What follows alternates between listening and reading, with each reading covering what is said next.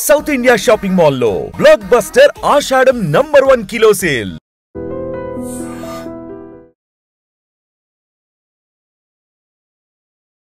Welcome to crime files. ఇంటి దొంగను ఈశ్వరుడు కూడా పట్టుకోలేడనే సామెతను బ్రేక్ చేశారు బాలానగర్ పోలీసుల బృందం. బెట్టింగ్లకు బానిసైన ఓ యువతి తన సొంత అన్న ఇంట్లోనే దొంగతనం స్కెచ్ వేసింది. ఆ స్కెచ్ ఏ విధంగా వేశారంటే తన బాయ్ ఫ్రెండ్తో ఆ ఇంట్లో దొంగతనానికి ప్లాన్ చేస్తారు. అయితే దొంగతనంలో అనుభవం లేని అతను దొంగతనం చేసి పోలీసులకు అడ్డంగా దొరికిపోతాడు. ఇక పోయింది కొంత, కానీ ఫిర్యాదులో మాత్రం దానికి రెట్టింపు రాయడం పట్ల చేసిన దొంగలతో పాటు దర్యాప్తు చేసిన పోలీసులు కూడా ఆశ్చర్యపోయారు. ఇక కేసు వివరాలకు వెళ్తే,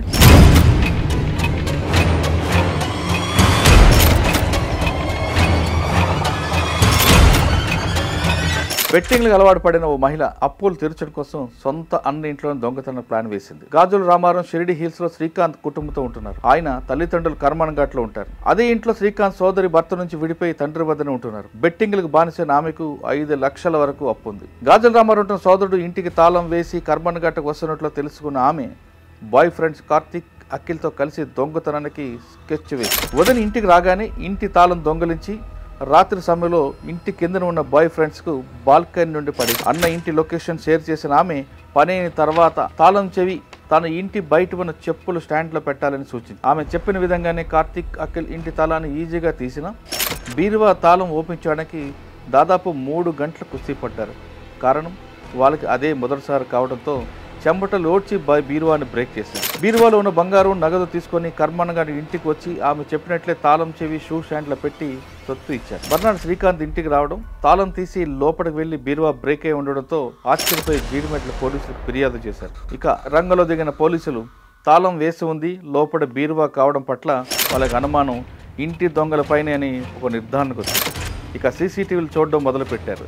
ఇంటి ముందున్న సీసీ కెమెరాలు 2 వ్యక్తులు బైక్పై రావడం, వెళ్లడం రికార్డ్ అయింది. వారు వెళ్లిన రూట్లోనే పోలీసులు కూడా అలాగే వెళ్లారు. అదే నేరుగా శ్రీకాంత్ తండ్రి ఇంటి వద్దకు వెళ్ళాగింది. పోలీసుల అనుమానం మరింత బలపడింది. శ్రీకాంతే నేరస్తుడని ముందు భావించిన పోలీసులు కొన్ని గంటల ముందు సీసీటీవీని వీడియోను చూసి షాక్ అయ్యారు. అందులో శ్రీకాంత్ చెల్లి బాల్కనీ నుంచి రావడం, తాళం చెవి పడేయడం, పని పూర్తయిన తర్వాత నిందితులు తిరిగి అదే ఇంటికి రావడం రికార్డ్ అయింది.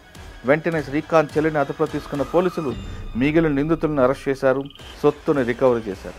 మొత్తం ఎపిసోడ్ తీసుకుంటే ఈ మొత్తం ఎపిసోడ్లో పోలీసులు సైతం ఆశ్చర్యపోయిన సంఘటన ఉంటుంది. పోయింది కొంత, కానీ రాసింది మాత్రం డబల్ రాశారు. కేసులో తీసుకుంటే కంప్లైంట్లో 14 తులాల బంగారం, 20,000 రూపాయలు క్యాష్ అని రాశారు. కానీ నిందితుల దగ్గర దొరికింది యాస్టీజ్ బంగారం 5 తులాలు, 5,000 రూపాయల క్యాష్. ఎందుకు ఈ విధంగా రాసా అని పోలీసులు ప్రశ్నిస్తే, పోయింది కొంతైనా దొరికితే మాత్రం పోలీసులు సగం ఇస్తారు కాబట్టి మేము పోయింది దానికి డబల్ రాసామంటూ బాధితులు పోలీసులు చెప్తారు. అది తప్పు అంటున్నారు పోలీసులు. ఎందుకంటే నిజంగా దొంగ దొరికినప్పుడు ఒకవేళ ఆ కంప్లైంట్ ఇచ్చింది దొంగ చెప్పిన స్టేట్మెంట్కి టాలీ కాకపోతే ఆ అమౌంట్ రికవరీ చేయడం మాత్రం కాదు, కాబట్టి మీరు ఖచ్చితంగా ఎంత పోయిందో అంతే రాయాలంటూ చెప్తున్నారు. అంతేకాకుండా పోలీసులు పక్కతో పట్టించేందుకు మీ మీద కూడా కేసులు పెట్టే అవకాశం ఉందంటూ హెచ్చరిస్తున్నారు. నిజంగా ప్రస్తుతం ఉన్నటువంటి సమాజం దేనికి ప్రయారిటీ ఇస్తుంది? ఆర్థిక సంబంధాల చుట్టూ మాత్రమే తిరుగుతుంది. మళ్ళీ ఎన్నికలంగానే చాలా విరక్తి కలుగుతుంది. మంచి అనిపిస్తుంది కదా, లేడీస్ కూడా ఛాలెంజింగ్ జాబ్స్ చేసినప్పుడు చాలా బాగుంటది. ఫుడ్ డెలివరీ ఇవ్వటానికి వెళ్ళినటువంటి డెలివరీ బాయ్ అనిల్ పై కళ్ళ ముందు